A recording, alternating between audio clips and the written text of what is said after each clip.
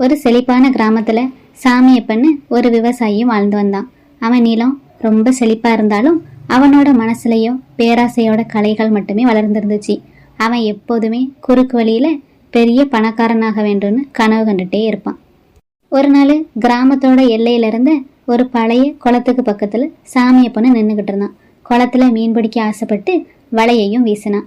வலையை இழுத்தப்போ மீனுக்கு பதிலாக அதுல பளபளப்பான ஒரு மோதிரமும் இருந்துச்சு. அந்த மோதிரத்து நடுவுல ஒரு கல்லும் பளபளன்னு சூரிய ஒளியில மின்னுச்சு. அடட, இது சாதாரண மோதிரம் மாதிரி இல்லையே, இது ஏதோ வித்தியாசமால இருக்கு, கல்லு கூட வயிறு மாதிரில இருக்கு அப்படின்னு நினைச்சு சாமியப்பனும் அதை சுத்தம் செஞ்சு தன்னோட ஆள்காட்டி விரல்லையும் அணிஞ்சுக்கிட்டான். மறுநாள் சாமியப்பனும் கடையில தயிர் வாங்க போனான். அவன் தயிருக்காக பணத்தை கொடுத்துட்டு மோதிரம் அணிஞ்ச கையால அந்த தயிர் பாத்திரத்தையும் எடுத்தான். தொட்ட மறுகணமே கடைக்காரரோட முகத்துல ஒரு ஆச்சரியமும் தெரிஞ்சிச்சு. சாமியப்பா, இது என்ன, உன்னோட தயிர் பாத்திரம் போலவே இன்னொரு பாத்திரமும் இங்க இருக்கு அப்படின்னு குழப்பத்தோடையும் கேட்டாரு. சாமியப்பனும் திரும்பி பார்த்தான். தான் தயிர் பாத்திரத்தை தொட்ட இடத்துலயே அதே அளவு தயிரோட மற்றொரு பாத்திரமும் கீழே இருந்துச்சு.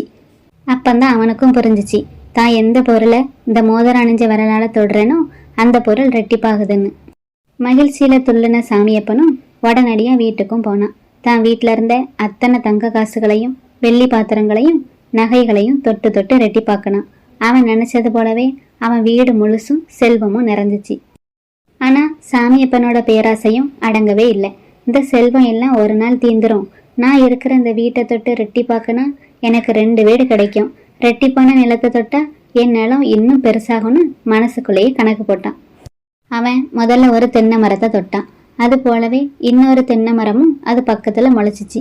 சாமியப்பன் இன்னும் பேராசை பிடிச்சி தன்னை ரெட்டிப்பாக்கி 2 சாமியப்பனா மாத்தணும்னு நினைச்சான். அப்படி மாத்தினா இன்னும் வேகமா பணமும் சம்பாதிக்கலான்ற முடிவும் எடுத்தான். கடைசியில சாமியப்பன் தன்னோட வைர மோதிரம் அணிஞ்ச விரலை தூக்கி தன்னோட சொந்த முகத்தையே தொட்டான். மந்திர மோதிரமும் தன்னோட பணியையும் செஞ்சிச்சு. சாமியப்பன் தொட்ட இடத்துலயே அதே உருவத்துல இன்னொரு சாமியப்பனும் தோன்றணும். அந்த 2வது சாமியப்பன் முதல் சாமியப்பனை மாதிரியே ரொம்ப பேராசையோட இருந்தான். அவங்க 2 பேரும் தங்களோட ரெட்டிப்பான செல்வத்துக்காக சண்டையிடைய ஆரம்பிச்சாங்க. ஒருத்தருக்கு ஒருத்தர் தங்களோட மோதிரத்தை நிரூபிக்கிறதுக்காக முந்திக்கிட்டு ரெட்டிப்பான பொருட்களையும் அடைய முயற்சிச்சாங்க. சண்டையோட உச்சத்துல மோதிரம் யாருக்கு சொந்தங்கிறதுலையும் 2 பேருக்கும் சண்டையும் முச்சிச்சு. சண்டையில 2வது சாமியப்பன் தவறுதலா முதல் சாமியப்பனோட கையையும் வெட்டிட்டான். மோதிரமும் கீழே விழுந்துச்சு. மோதிரம் இல்லாததால ரெட்டிப்பான சாமியப்பனும் உடனே மறைஞ்சான். தன்னோட கையை இழந்த சாமியப்பன் தன்னோட பேராசையினால தான் பெற்ற செல்வத்தையும் நிம்மதியையும் இழந்து தான் செய்த முட்டாள்தனத்துக்காக ரொம்பையும் கதறணும்.